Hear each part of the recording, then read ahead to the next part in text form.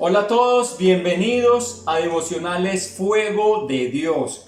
Es un privilegio y el poder nuevamente estar con ustedes, escudriñando, profundizando y estudiando la palabra de Dios. Hoy continuamos, la primera clase oficial de este nuevo estudio, la historia de la iglesia, y hoy vamos a estar viendo el primer periodo de la iglesia, que es la iglesia apostólica o la iglesia primitiva.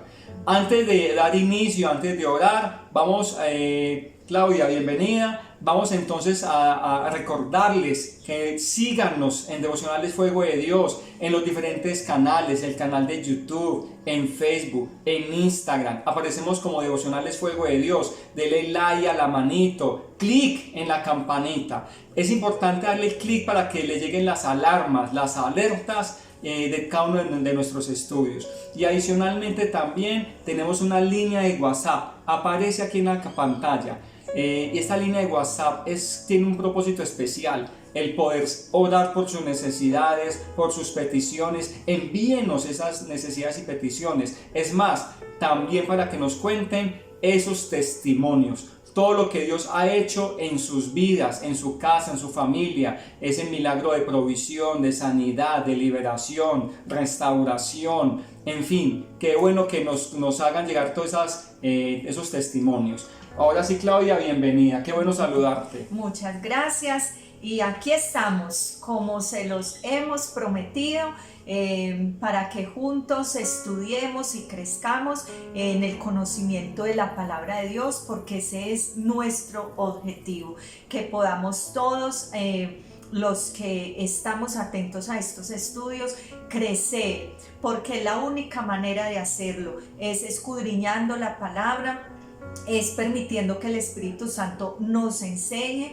Entonces para eso estamos acá, para eso nos ha puesto el Señor, para que podamos con toda la iglesia del Señor Jesús, sin importar denominaciones, podamos adoctrinarnos, podamos Amén. Capacitarnos y podamos aprender, porque todavía estamos bajo el periodo de la gracia, todavía podemos usar estos medios para predicar la palabra, para anunciar las verdades de su palabra. Aprovechémoslo, porque tal vez llegarán tiempos donde ya no tendremos la posibilidad, pero si hoy el Señor lo permite, disfrutémoslo, tomémoslo al máximo, porque también hubo un precio que se pagó para poder estar aquí con ustedes, enseñando y compartiendo lo que el Señor nos da para que podamos entre todos estudiar y crecer. Amén, Claudia, sí, vamos a entrenar. Amén. Y adoctrinar la iglesia en general. Como Amén. Tú dices, Claudia, no nos interesa denominación. Tú eres parte de la iglesia del Señor. Y queremos que te prepares, que te adoctrines, es más, que aprendas y enseñes Amén. A otros. Es nuestro objetivo. Ese es nuestro objetivo, porque así como hicieron los apóstoles, que eran con la tradición oral, que vamos a estar mirando eso, pero mira que antes era así. El papá le enseñaba al hijo, el hijo a sus hijos, y así sucesivamente, y hablaban de las maravillas de Dios a los vecinos, a las personas cercanas, a todo el mundo, y era la tradición oral. Amén. Y es lo que nos interesa, porque llegarán días, Claudia, no sabemos qué nos puede llegar, así como llegó una pandemia que nadie esperaba en estos tiempos, entonces pueden llegar otras cosas peores. Entonces hay que estar preparados para la venida del Señor. Amén. Y igualmente les queremos enviar un saludo muy especial una vez más a todas aquellas personas que nos siguen en las naciones, aquellas personas que nos ven desde República Dominicana, en Chile, en Estados Unidos, en Argentina, en El Salvador, en Honduras. Les enviamos desde Perú, Ecuador, Argentina y nuestro país Colombia. Y aquí en Envigado. Así aquí en Envigado también un abrazo fuerte. Les amamos mucho, qué bueno saludarles, escríbanos, queremos saludarlos, conocerles, y que cuando estén por acá en Envigado nos escriban y poderles conocer, o cuando estemos allá nosotros también. Así ¿Por qué no? Amén. Entonces, vamos a orar. Amén. Amado Dios, Padre Celestial, te bendecimos y te adoramos. Señor, la gloria es para ti, la alabanza y la adoración. Ponemos en tus manos este estudio. Hoy iniciamos, Señor, con el primer periodo de la iglesia aquí dentro del estudio. Amén. Señor Espíritu Santo, háblanos, muéstranos, dirígenos, toma control de nuestras vidas, de nuestros labios, de nuestro corazón. Bendice cada persona allí que está dispuesta a orar, a escuchar tu mensaje, a ponerlo en práctica, a hablar, a enseñarle a otros, Señor. En el nombre de Jesús. Háblanos en este día, enséñanos, porque estamos dispuestos a aprender. Amén. Enséñanos, Señor. Así En el es. nombre poderoso de Cristo Jesús. Amén y amén. Bueno, Claudia, igualmente pues también les agradecemos antes de iniciar a aquellas personas que Dios ha puesto en el corazón con ofrendas, donaciones, personas que han venido apoyándonos en el ministerio. Gracias. Amén. Por todo el apoyo. Es más, Claudia, y también con las oraciones. La única manera de que este ministerio se sostenga es a punta de oración. Amén. Gracias por las oraciones. Oren mucho por estos servidores, Andrés y Claudia, de Devocionales Fuego de Dios, para que el Señor nos siga usando, nos ayude obviamente cada día más y nos llene cada día más de su gracia y de su favor. Muy bien. Muy bien, Claudia. Entonces damos inicio la historia de la iglesia primitiva o la iglesia apostólica. Apostólica es el primer periodo, que vamos a estar viendo, y les podemos decir que este primer periodo, que es la iglesia primitiva o apostólica, va desde la ascensión de nuestro Señor Jesucristo, que se da en el año 33, y va hasta el año 100 con la muerte del apóstol Juan. Claudia, es que hay que tener en cuenta que los evangelios fueron escritos en el año Jesús murió en el año 33. Él tenía a los 30 años inició su ministerio, año 33 murió, subió al cielo. Luego pasó lo que fue el Pentecostés, pero después de ese periodo, en el año 60, en los años 65, fueron escritos los evangelios. El evangelio de Mateo, el evangelio de Marcos, el evangelio de Lucas. Pero el único evangelio, Claudia, que fue escrito aproximadamente en el año 90 fue el evangelio de Juan. Entonces vemos que este periodo es después de que Jesús subió al cielo hasta que Juan estaba preso en Patmos, en el año 90 más o menos, y eso que vamos a hablar un poquito más de Juan, hasta el año 100 después de Cristo. Entonces mira todos tantos años que pasó la iglesia, es que fueron muchos años. Así es. Mucho tiempo pasó. Muy bien. Entonces, este primer periodo se conoce como el periodo de la iglesia primitiva o apostólica, y podemos decir entonces que la iglesia comienza su historia como ese movimiento mundial el día de Pentecostés, ¿sí? Porque allí, cuando Jesús estaba ascendiendo al cielo, que es lo que hablábamos en la clase pasada, es como la cumbre, cuando Jesús da esas últimas instrucciones que les dice: no se muevan de acá, espere que el Espíritu yo lo voy a enviar, yo voy a cumplir la promesa, ¿sí? Ahí da esas últimas instrucciones, y desde ahí ellos permanecen juntos, y ya se puede decir que hay una iglesia que se está formando. Pero el día que se toma como el inicio ya de la iglesia como tal es el día de Pentecostés. Sí. Después del derramamiento del Espíritu Santo, cuando ellos fueron llenos del poder del Espíritu Santo, estos hombres que eran temerosos, estos hombres que eran miedosos, que dejaron a Jesús solo, porque dice que todos se fueron, el único que se queda al lado de la cruz es Juan, lo negaron, por ejemplo, Pedro. Pero a partir de ese momento, con la llenura del Espíritu, estos hombres sufrieron una transformación, una renovación en todo su ser, y se vuelven unos hombres osados, llenos de la presencia del Señor, empiezan a hablar, no temen a la persecución. Entonces es algo hermoso, y es ese día cuando podemos decir que se inicia entonces, o es el comienzo de la historia de la iglesia como un movimiento mundial. Claudia, a eso iba a ir yo. Este movimiento mundial, a ver, cuando los apóstoles fueron llenos del Espíritu Santo, hay que tener en cuenta que ellos comenzaron a hablar en nuevas lenguas. Sí. Y eso es un don del Espíritu Santo, el hablar en lenguas. Y todos sabemos que hay que hablar, Dios da la posibilidad de hablar en lenguas humanas y lenguas angelicales. Y las lenguas que hablaron los apóstoles fueron lenguas humanas. Aquí viene lo de a nivel mundial, porque hablaron en diferentes idiomas, en diferentes lenguas humanas. Entonces hablaban en persa, medio persa, que en griego. Eran pescadores, Claudia, eran personas, la mayoría sin estudios. Y el comenzar a hablar en otros idiomas es como si uno comenzara a hablar en inglés, en francés, en alemán, en portugués a la vez. Y las personas que estaban allí se asombraban, pero ¿por qué estoy entendiéndoles a estos galileos o a estas personas de Nazaret mi idioma? Y ahí es cuando ellos decían, pues que estaban ebrios. Y ahí es cuando se levanta Pedro y da su primer discurso y se convierte en 3.000 personas. Entonces mire que en esa primera predicación, todos hablando en diferentes idiomas, se levanta Pedro y se convierte en 3.000 personas en su primer discurso. Y le decían, ¿qué haremos pues? Bautícese en todos en el nombre del Señor Jesús. Entonces mira que esto comenzó con un avivamiento tremendo. Tremendo, así es, muy bien. Bueno, entonces en esa mañana cuando los seguidores de Jesús estaban allí en este lugar orando, vino sobre ellos el Espíritu Santo de una manera maravillosa, sobre cada uno de ellos, como nos decía Andrés, ellos empiezan a hablar entonces en esas lenguas, en esos idiomas, y esa llenura del Espíritu Santo o ese poder que vino sobre ellos trajo un efecto sobre ellos, ¿sí? Y podemos decir que se centra en 3 aspectos fundamentales, ¿sí?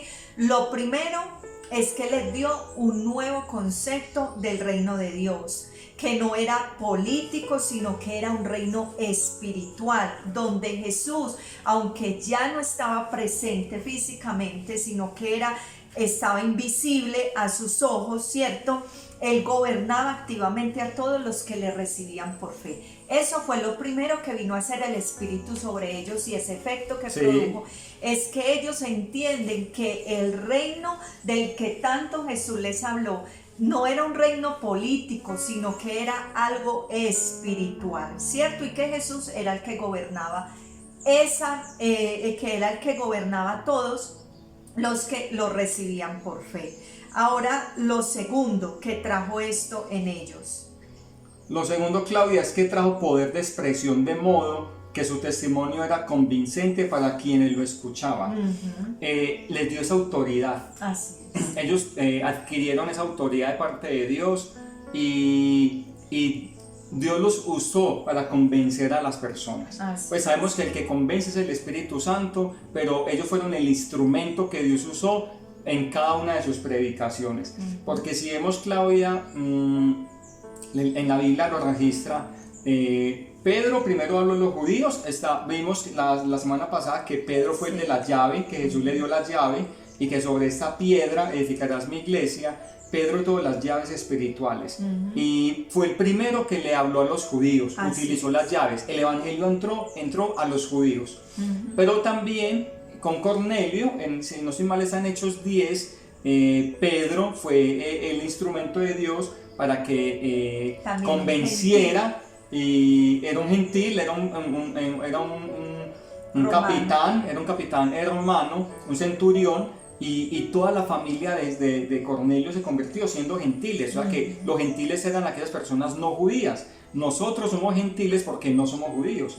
Entonces Pedro fue el instrumento y tuvo esa autoridad, esa valentía, y obviamente Dios los usó. Entonces tuvo el poder de convencer. O sea que el Espíritu Santo convenció, pero obviamente a través del mensaje que Pedro les habló. Y lo tercero es que trajo iluminación y trajo claridad a sus mentes. Lo que hablábamos, ellos pudieron ya entender que no era ese reino, por ejemplo, que ellos querían y que pretendían que lo liberara del imperio romano que los tenía subyugados. No, ellos pudieron entender que esto era algo más grande, y aunque podían estar bajo el imperio, ellos podían tener esa paz, ese gozo y servir al Señor Jesucristo, al Rey verdadero.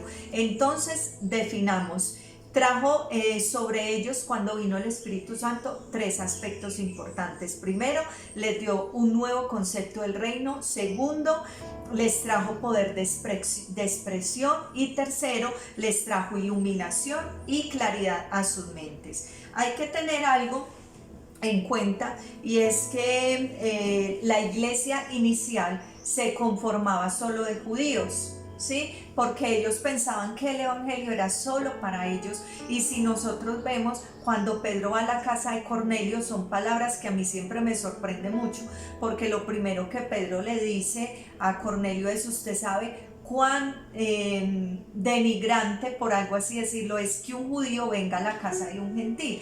Pedro entra con esas palabras donde Cornelio. Entonces pienso que Cornelio tenía que haber sido un hombre muy humilde, a pesar de ser un centurión romano, porque otro lo saca. Pues si llega a mi casa a insultarme, sí, pues ¿qué es eso? a maltratarme, es un maltrato, sí. Él venía con esa humildad. Cornelio tenía esa hambre por conocer qué era lo que Pedro les tenía que decir. Entonces lo recibe, y lo recibe de la mejor manera, y Pedro queda sorprendido, porque ahí se da cuenta que el evangelio no era solo para ellos, sino que estaba abierto para el mundo entero. Es que por eso dice en Juan 1:12, y a todos, ¿cómo dice? Vino a lo suyo y los suyos no lo recibieron. Así es. ¿Cierto? O sea que Jesús vino a los judíos, pero miremos que fueron los mismos judíos quienes lo colgaron en el madero, quienes lo crucificaron. Entonces, y por eso es cuando nos dio la potestad a todos, a los que creemos en su nombre, de ser llamados hijos de Dios, a los que creemos en Jesús. Entonces, Claudia, muy buen punto ese, porque obviamente nos abre el panorama de que así como los discípulos tuvieron ese derramamiento del Espíritu en Pentecostés, lo mismo pasó con Cornelio, siendo gentil, tuvieron ese derramamiento del Espíritu Santo, hablaron en lenguas. Es más, Claudia, se bautizaron también. Dieron el paso de fe, se bautizaron, y Pedro obviamente cedió al mensaje de Dios y la instrucción de Dios, y fue obediente. Y bautizó a Cornelio y a toda su familia. Así es. Muy bien, podemos decir que esta primera iglesia que están haciendo allí en Jerusalén, podemos decir que uno de los líderes principales de esta iglesia era Pedro. Sí, claro. Indiscutiblemente, ¿cierto? Él era el apóstol Pedro, él era el que proyectaba, él era entonces el predicador, la imagen, el obrador de milagros, el defensor de la fe, ¿cierto? Y podemos decir que esta primera iglesia primitiva eran obedientes por completo a la voluntad de Dios. Sí, esto es hermoso, dependientes del Espíritu Santo. Totalmente. Claudia, es que el libro de Hechos es llamado el libro de Hechos del Espíritu Santo. Así porque vemos que ellos dependían del Espíritu Santo. Acordémonos de dos historias. Una, cuando Pedro y Juan iban al templo, como de costumbre, y en el templo de la Hermosa, en toda la entrada, sanaron a un paralítico de nacimiento. Y cuenta la Biblia que con la sombra de Pedro eran sanados muchas personas, o sea que Pedro era un punto de referencia. Y otra historia que dependían del Espíritu Santo, Claudia, es con lo de Ananías y Zafira en Hechos 5. Cuando Ananías y Zafira se habían puesto de acuerdo para engañar a Pedro por la venta de unas propiedades, y Pedro les dice: no han mentido, no nos han mentido a nosotros, sino al Espíritu Santo. Entonces que en esta era dependían del Espíritu Santo. Total, y tenían una comunión, tenían una excelente comunión con el Espíritu Santo. El Espíritu Santo era el que ordenaba qué se hacía, qué no se hacía, sí. a quién se le predicaba, a dónde iban, a dónde no iban, a quién sanaban. Eso era algo tan hermoso que hoy hace tanta falta. Esa dependencia del Espíritu, esa guía del Espíritu. El Espíritu está ahí. El Espíritu siempre está dispuesto, pero hemos sido nosotros que nos hemos ido alejando por dejarnos llevar por tanto esquema humano. Por tanto prejuicio, por tanta religiosidad, no hemos permitido que el Espíritu fluya. Por eso en este ministerio siempre lo decimos: lo primero es el Espíritu, y se hace lo que Él diga, como Él diga. Y cada vez que vamos terminando un estudio empezamos: bueno, Espíritu Santo, ¿qué quieres que enseñemos? y estamos orando para que siempre sea una dependencia al Espíritu Santo. Muy bien. ¿Cuál era entonces, Andrés? Hablemos un poquito de esa teología que tenían ellos en esta primera iglesia o en este primer periodo de la iglesia. ¿Cuál era su teología? ¿En qué se centraba? Bueno, primero que Pedro bautizaba todo, lo bautizaba en el nombre de Jesús. Y era claro porque él decía, y la predicación de él era, ustedes que lo crucificaron, ustedes que fueron malos y le sacaban cara al pueblo judío de la maldad que hicieron contra Jesús, y de ahí viene el bautismo. Él decía, ¿qué haremos nosotros? Bautícense en el nombre de Jesús. Porque era el contexto. Era el contexto, porque iba Jesús, dirigido a los judíos. Así es, porque Jesús dijo, bautícense en el nombre del Padre y del Hijo y del Espíritu Santo, pero tenemos que tener presente los contextos. El contexto al que Pedro le estaba hablando, sí, que es el público, y por eso él les dice, bautícense en el nombre de Jesús por lo que nos estás compartiendo, porque ellos eran judíos y tenían que recibir a Jesús como el Mesías prometido, como el Salvador de sus vidas. Por eso el bautismo, gracias por la aclaración, Claudia, por eso el bautismo actual siempre debe ser en el nombre del Padre, del Hijo y del Espíritu Santo. Pero el contexto de Pedro, y en ese momento que apenas estaba iniciando la iglesia, eran judíos, y los judíos tenían que conocer de Jesús. Y aquí viene la doctrina, Claudia, el carácter del Mesías, el carácter mesiánico de Jesús, que Jesús era el Mesías. Entonces era proclamar, la doctrina era que Jesús era el Mesías profetizado en los libros. Esa era como, bueno, uno de las bases teológicas en ese momento, que Jesús era el Mesías y obviamente era que Jesús era Dios. Así es, era una teología simple, porque ahora ya con tantas cosas nos hemos complicado mucho, ¿sí? Nos hemos dejado complicar mucho, pero esa teología ya de ellos era algo simple y resaltaba siempre en los discursos que ellos tenían tres cosas fundamentales o tres doctrinas fundamentales. Lo que nos dices, Andrés, era el carácter mesiánico de Jesús. Ellos tenían que aceptar a Jesús como el Mesías y el Salvador. Lo segundo, hablaban de la resurrección. Murió pero resucitó. La muerte no lo pudo contener. Y hay que tener en cuenta, Claudia, es que en esa época, hablando de los judíos, porque es que había muchas religiones también en ese momento. Las dos principales eran los fariseos y los saduceos. Unos creían en la resurrección y otros no. Pero si vemos dentro de todo el contexto bíblico, ahí están los celotes, que era un grupo político, los herodianos también. Entonces había un grupo grande político religioso, en el cual obviamente a los cristianos de esa época les tocó enfrentar. Entonces la resurrección de Cristo también era una base fundamental para ellos. Que Jesús era el Mesías, sí, murió y resucitó. Ahí era el otro punto para ellos. Y lo tercero que ellos predicaban era la segunda venida de Cristo. O sea que no se complicaban mucho con tantas cosas como hoy. De pronto en las prédicas podemos entrar a confundir muchas cosas o a decir muchas cosas que no sean relevantes. Ellos se centraban en lo importante, que era el carácter mesiánico de Jesús, la resurrección y la segunda venida. Ese era el centro de su predicación. Lo estaban esperando para esa misma época. Porque mira que Jesús les dijo, los ángeles le dijeron, así como se va Jesús, así mismo volverá.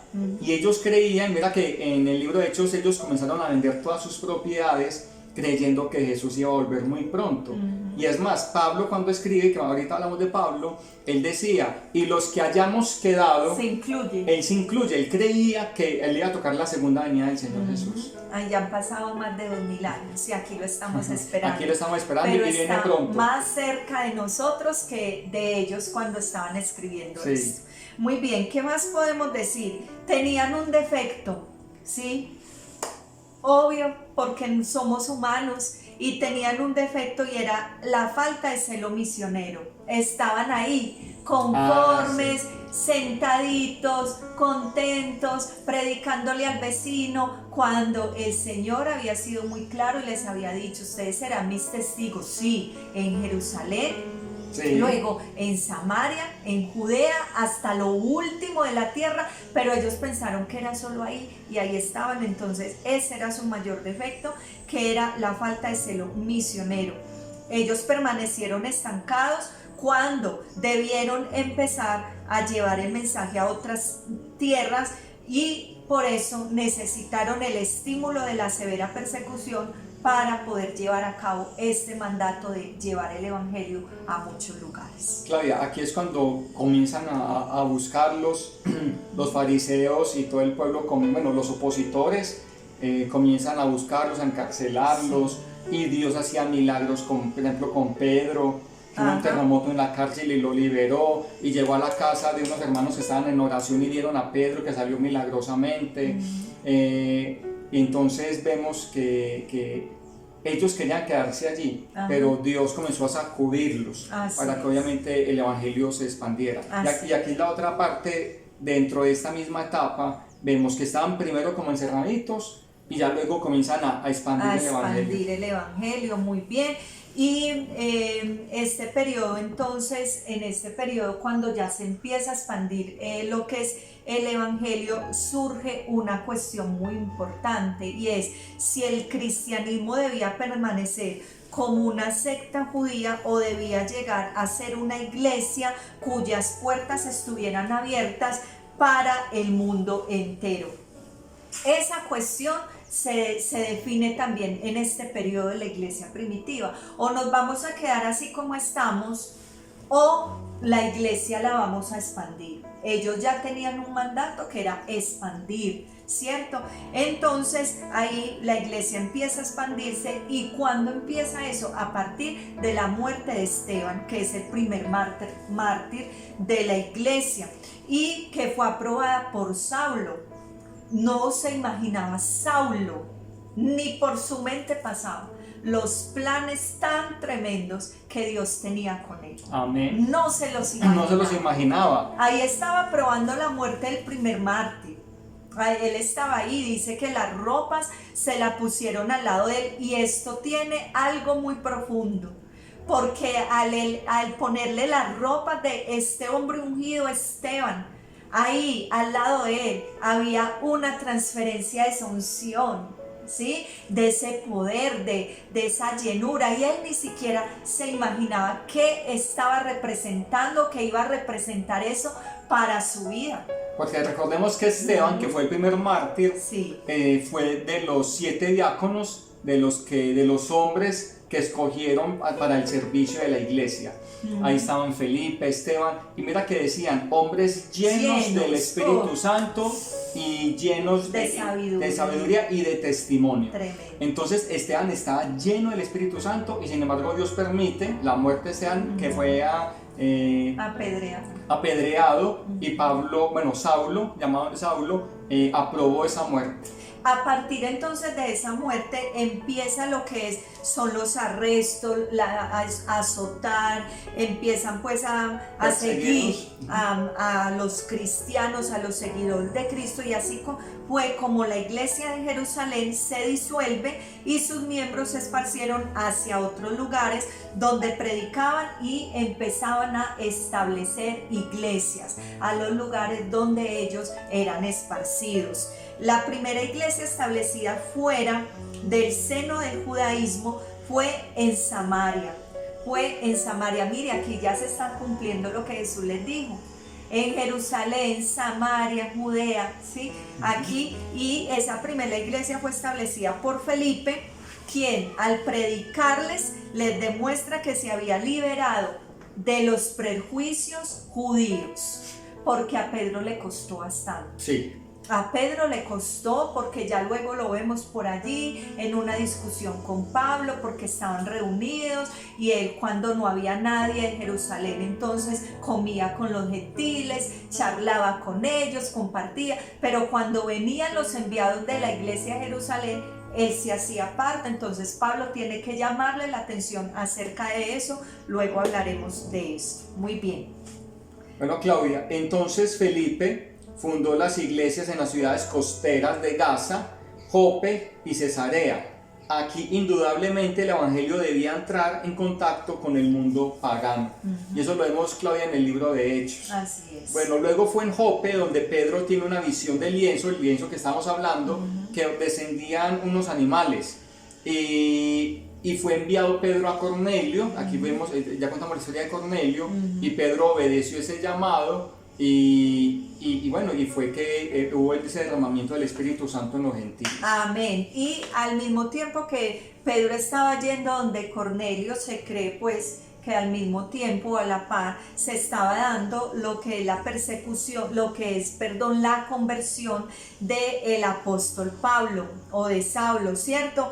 Este Pablo adopta inmediatamente una mentalidad abierta, donde el evangelio tuviera las puertas abiertas para todos los hombres. Es que vemos la conversión de Pablo, capítulo 9 de Hechos, y Cornelio en el capítulo 10 de Hechos. Entonces, se cree que fue a la par. Así es. Antioquía fue un punto muy importante para la expansión del evangelio, donde llegaron muchos creyentes y muchos gentiles. Entonces allí en Antioquía abrazan lo que es la fe, y aquí es donde en Hechos 11:26 se nos dice que se les llama cristianos por primera vez a los seguidores de Cristo. Ay, gloria a Dios. Amén. Sí, allí entonces ya hay un reconocimiento de los seguidores de nuestro Señor Jesucristo. Claudia, es que, y aquí es un punto clave, Hechos 11:26 es claro cuando dice que la primera iglesia fue la iglesia cristiana.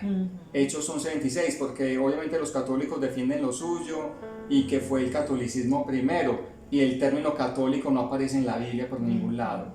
Ya vamos a aprender de dónde salió el nombre católico, está dentro de la iglesia, dentro de una de las etapas, pero la primera iglesia y la iglesia primitiva se llamó por primera vez cristianos.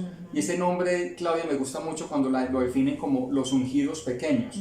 Así como Jesús es el ungido, no un ungido, sino el ungido, el único ungido, nosotros los cristianos somos ungidos pequeños. Así es. Esa unción del ungido cae sobre nosotros. Así es. Muy bien, entonces vemos que Pablo se convierte en el más poderoso defensor de la fe. Amén. Tremendo, ¿sí? Después de haber sido un acérrimo perseguidor de la iglesia, se convierte en uno de los discípulos más fieles de nuestro Señor Jesús. Es más, cuando van a elegir al sucesor de Judas, ya contar eso. Sí, que ellos eligen a Matías. A la suerte. Pero creo, sin temor a equivocarme, que ese puesto no era para Matías. Yo también pienso lo mismo. Ese puesto era para Pablo, ¿sí? Para Pablo, y es el mismo Jesús quien lo llama personalmente, se le aparece, lo llama, le dice todo lo que iba a sufrir. Aquí no vino el Señor Jesús a decirle: usted sea mi seguidor y usted va a tener todo, riqueza, casa, carro. No, no, no. Aquí vino el Señor Jesús y le dijo: usted va a ser mi seguidor, pero usted se va a dar cuenta lo que es ser seguidor de Cristo y cuánto hay que sufrir por el Evangelio. Eso me impacta mucho. Me impacta mucho, porque Jesús aquí no le habla de todo no, aquí le dice la verdad. Usted va a pagar un precio por ser seguidor mío, pero vemos que Pablo inmediatamente se para en la brecha, defiende su apostolado, su ministerio. Sí, porque fue bien atacado, dudaron de su llamado, dudaban de sus palabras, le decían que él era un falso apóstol, que porque él no había estado con Jesús. Pero Pablo en sus cartas, y en la única, si ustedes miran, en la única carta donde él no se presenta Pablo apóstol de Jesucristo, él lo decía con toda seguridad, es en la carta a los Filipenses, porque la iglesia de Filipos nunca puso en duda el ministerio de Pablo, nunca lo puso en duda y siempre lo aceptaron como tal. Claudia, es más, y hay un pasaje en Hechos que Pedro hace referencia de Pablo diciendo como que Pablo sabe mucho. Ajá. Y como si hubiera estado con Jesús directamente como ellos. Qué bonito. Entonces Pedro no se entiende cómo Pablo sabe tanto. Y era la revelación de Dios en la vida de Pablo. Entonces Pablo defiende su ministerio, y yo también pienso que el apóstol número 12 de Jesús como sucesor de Judas era Pablo. Yo Así también pienso es. lo mismo y hay quienes no lo pensarán, pero bueno, Ujú. ya Dios nos contará en su misericordia allá en el cielo. Amén. Bueno, por la iglesia ya haber entonces empezado a tener contacto con los gentiles, lastimosamente viene una división, ¿cierto? Se divide en dos grupos, en los conservadores y en los progresistas. Los conservadores, quienes decían que no podía haber salvación para los gentiles y que si ellos acogían la fe, ellos debían circuncidarse, debían cumplir con la ley, y ellos eran encabezados por los fariseos que habían sido convertidos ya al cristianismo.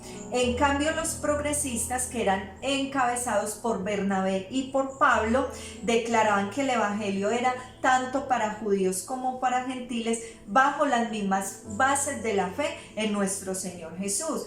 Y yo por este lado pues digo que ellos tenían la razón, porque la palabra es muy clara cuando dice que no es por obras, que nosotros recibimos la salvación por fe, por pura gracia, que es un don inmerecido. Entonces Pablo y Bernabé estaban yendo por el camino que está correcto, ¿sí? Claudia, sí, es que Jesús es tan, bueno, Dios es tan misericordioso, que a pesar de que existían estos dos grupos, como actualmente existen tantos grupos de cristianos, todos esos grupos se salvan Ah, sí, porque creen en Jesús. en Jesús. Entonces Jesús es la base de la Biblia, la base del Evangelio, y ellos lo hicieron su Señor. Entonces tanto los conservadores que están acá, encabezados por los fariseos convertidos, que aceptaron a Jesús, tanto los fariseos convertidos como los de Pablo y Bernabé, los progresistas, también aceptaron a Jesús. Unos con las costumbres judías, porque pedían que fueran circuncidados, y otros no. Así es, muy bien. Por esta causa, como para tener conciliados ambos grupos, los progresistas con los conservadores, se da lo que es entonces el Concilio de Jerusalén, Sí. que lo encontramos en Hechos, en el capítulo 15, encontramos lo que es el Concilio de Jerusalén. Y aquí en el Concilio de Jerusalén se llega a la siguiente conclusión, ¿sí? Esa es la conclusión. En el año 50 Aproximadamente se da la siguiente conclusión. La ley ataba solamente a los judíos, sino a los gentiles creyentes en Cristo. Con esta decisión, entonces, la iglesia queda libre para iniciar una obra mayor destinada a llevar el evangelio de salvación a todo país. Y ahí vemos entonces que se da vía libre para que el evangelio fuera predicado también entre los gentiles. O sea que la ley solamente quedaba atada para los judíos. Sí, no es más, la circuncisión para ellos. para los que quisieran, porque es más, Pablo siendo judío, Por eso. como lo conocemos por la palabra, él se desligó totalmente de la ley. Y si nosotros leemos una carta como Romanos, donde él dice la ley no, porque es que la ley jamás nos podía llevar a ser salvos, sino que es la gracia y es por la fe en Cristo Jesús. Amén. Pero se llega a esto como para conciliarlos a ambos, ¿cierto? Sí. Muy bien. Lo que empieza a pasar aquí es que empiezan a llegar a la iglesia más gentiles que judíos. Empiezan a llegar más gentiles o añadirse más gentiles que judíos, y los judíos empiezan a instigar a las personas en contra de los cristianos. Durante esta época se destacaron 3 líderes, Andrés. ¿Cuáles fueron esos 3 líderes? Ya hemos mencionado a 2 de ellos. Pablo, viajero incansable, fundador de iglesias, eminente teólogo. Como ninguno. Como ninguno, porque si vemos la gran parte de libros y cartas del Nuevo Testamento son de Pablo. Así es. Es el autor de la mayoría de libros y cartas en el Nuevo Testamento, entonces Pablo era un teólogo tremendo. Sí, y incluso en la historia de la iglesia son considerados como los teólogos más sobresalientes. Pablo, Hipona y Juan Calvino son considerados como esos teólogos principales de la historia de la iglesia. Bueno, otro líder de la época, Pedro, que Pedro obviamente fue el de la llave, uno de los discípulos presenciales de Jesús, que vivenció y experimentó la vida con Jesús. y fue columna de la iglesia en Jerusalén. Entonces fue el que le abrió la puerta de salvación tanto a judíos como a los gentiles con Cornelio, como ya lo explicamos. Y el otro, Claudia, contanos. Santiago, pero no Santiago el discípulo, ninguno de los Santiago discípulos que tenía Jesús, sino Santiago el hermano de Jesús.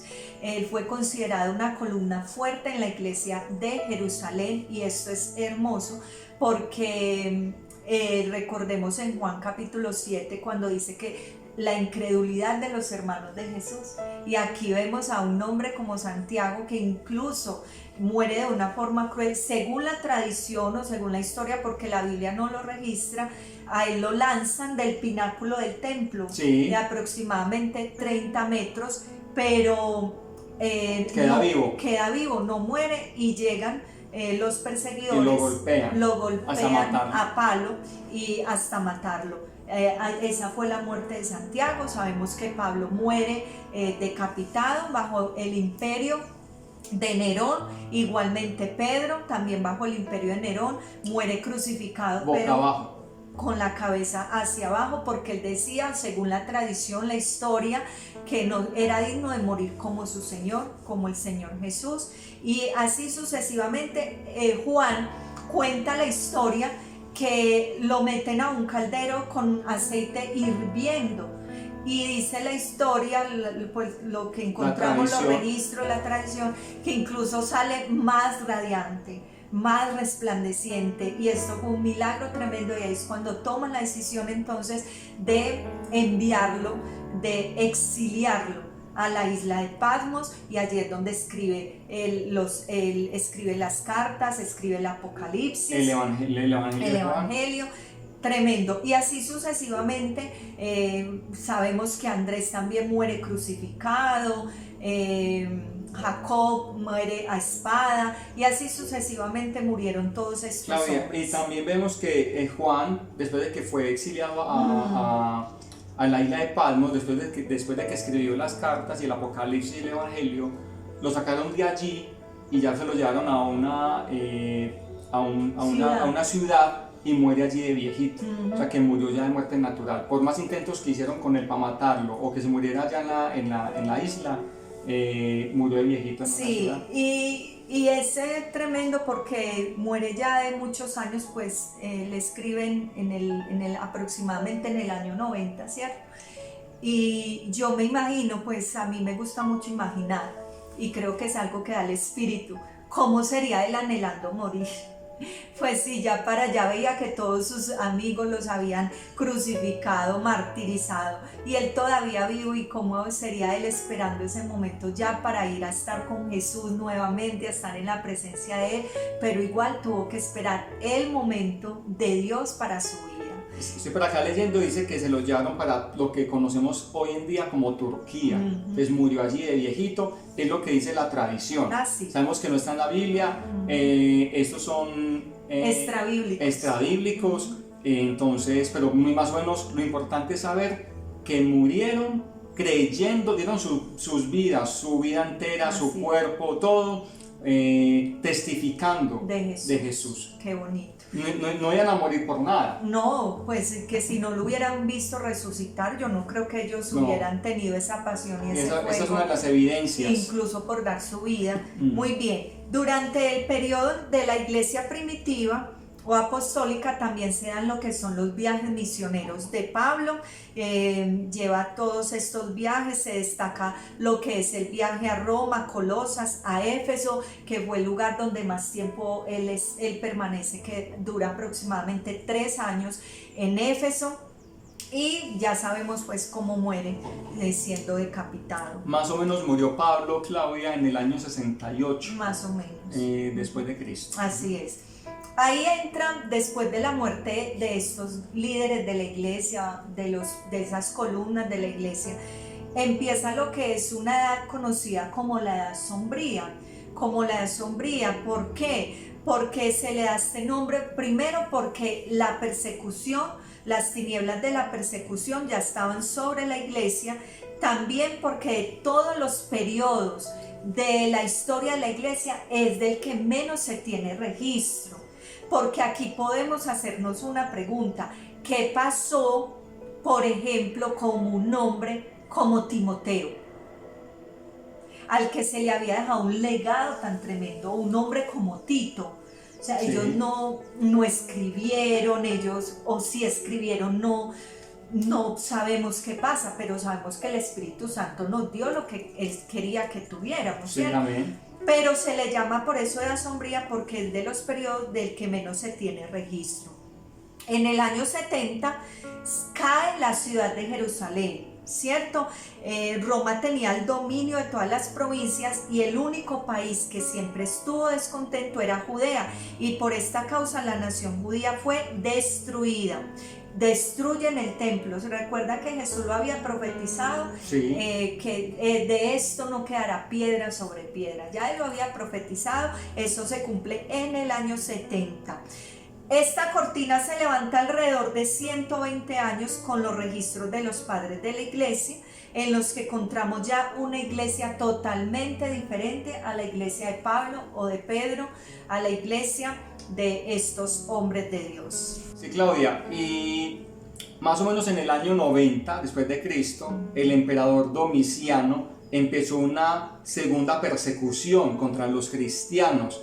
Asesinó a miles de creyentes en Italia, Roma, y en este tiempo a Juan, el último de los apóstoles, lo prendieron como contaste, lo prendieron y lo llevaron luego cautivo a la isla de Palmos, y bueno, donde obviamente unos dicen que murió allí y otros dicen que se lo llevaron para lo que conocemos como Turquía y que murió de viejito.